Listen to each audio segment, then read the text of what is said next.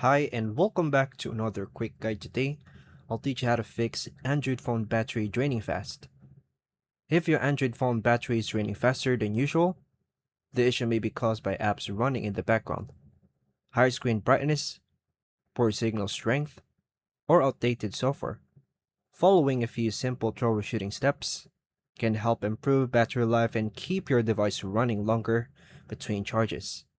To begin, open the Settings app on your Android phone. Then tap the battery to view battery-related options. Find battery usage or battery activity and review the list of apps consuming the most battery power. Uninstall apps you no longer use. Then restrict battery usage by tapping an app. Then choose restrictions or intelligent restrictions for apps that run excessively in the background. Lower your screen brightness or enable adaptive brightness. Reduce the screen time or duration. Turn off Bluetooth, Wi-Fi, GPS, and mobile hotspot when not in use. Enable battery saver or power saving mode, and check for available Android system updates and install them.